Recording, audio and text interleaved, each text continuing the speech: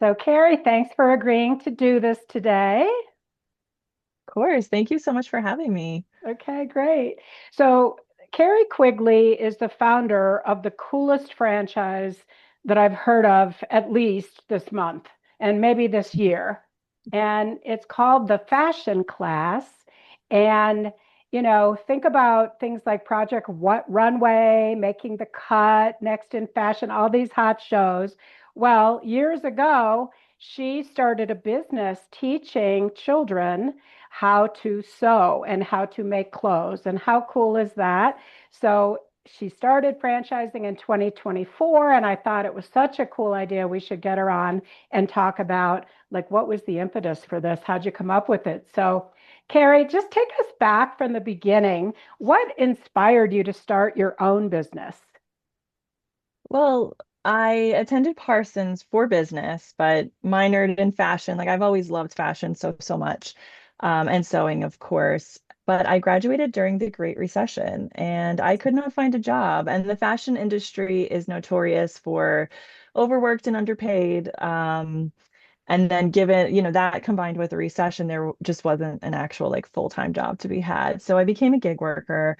I would design dog clothing one day and women's loungewear the next and handbags and just all this random stuff. Every day was different.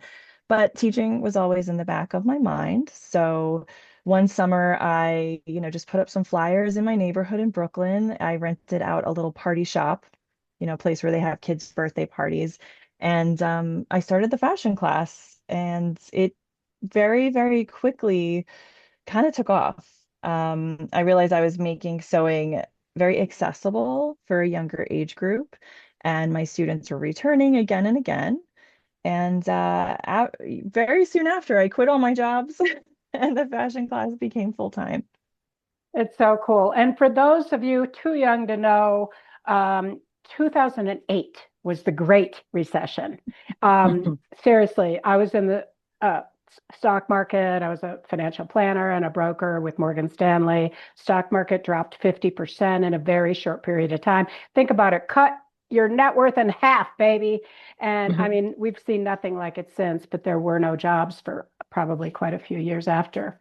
Mhm. Um, so fascinating. Is there a student or a story that sticks out to you looking back over the years where you maybe gave that kid confidence or that it could have, really impacted them and you perhaps in some meaningful way? There are so many.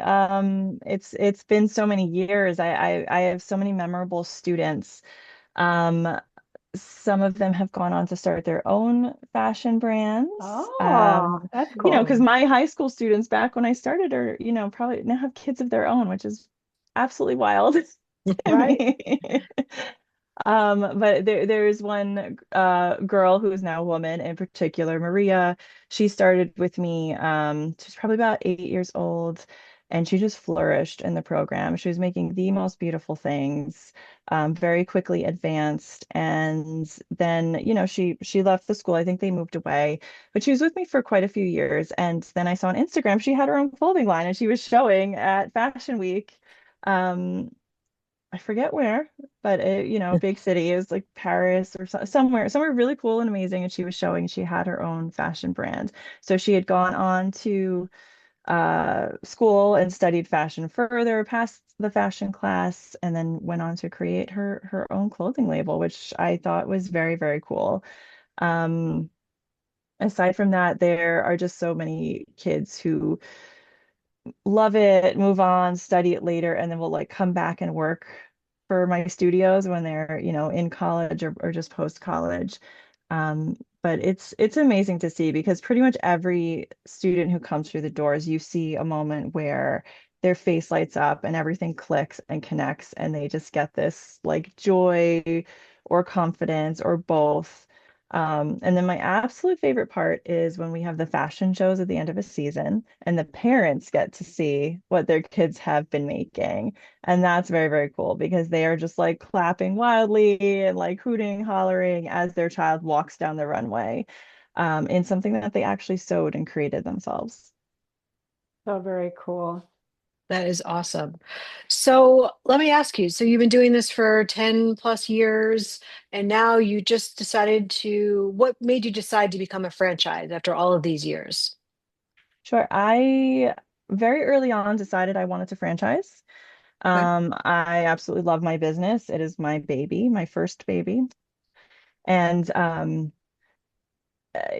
when you start a business, a lot of people be like, "Oh, you should franchise this. You should franchise this." So I took that to heart. And I started documenting everything I was doing from, very, very early on. I actually started franchising right before the pandemic. So in 2019, being in New York State, it took a little bit longer for me to get my approval through. And as soon as that came through, I think in like October of 2019, a few months later, the pandemic shut us down. Mhm. So I took a break, waited for business to kind of get back to normal, which was about a year and a half, I would say. And then I started my own family. So I took an extra long break to have my two kids and just got back into it. But it was always my dream. It always seemed like the best path forward for the fashion class. Awesome. Awesome. And are there any trends you're seeing right now in youth education or with this movement back towards hopefully trade schools or anything like that that you feel like would make this concept sort of timely right now? Definitely. And what's funny is I've been in business for so long because I started all the way back in 2010.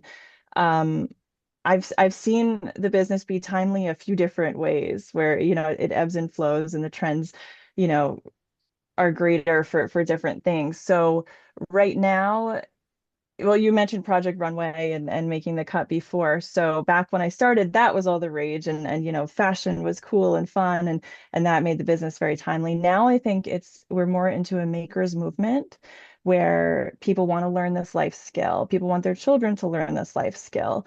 And it's almost like make, repair, don't buy as much. And that's kind of what's really fueling registration for me right now, at least in the New York area. And of course, fashion is still very, very cool and fun, and everyone wants to do it. So it's kind of those two things combined. Yeah, that whole ecological aspect about it. Mhm. And screen free. The screen free is also a huge push. As a Yeah. mom myself, I always want my kids to be as screen free as possible. Yeah. I'm sure the parents can really appreciate that, considering. So, if you can just start walking through some of the financial requirements are that you have. So, for example, what are your biggest drivers of profitability? What are the primary revenue streams? Like, what additional things do you offer besides classes? Like, do you offer parties, camps? And Mhm. then, if you could just speak a little bit about what the investment range is, just for people who might be interested in your franchise. Sure. So we offer classes after school and weekends. We offer summer and school break camps, summer and school break camps. So anytime school is out, we have something going on in the studios. We do offer birthday parties. We offer play dates, so groups of friends can come in and just for 2 hours, never having sewn before, learn to sew and make something to take home with them. And we do the same thing for mommy and me. So a parent and child can come in for 2 hours and make something. And then we do other, B2B type of things where we go into the schools and libraries and we have corporate sponsorships and partnerships. But everything's themed around fashion design and sewing, whether it's on the sewing machine, which I would say 90% of what we do is, or more of like a hand sewing craft type of skill.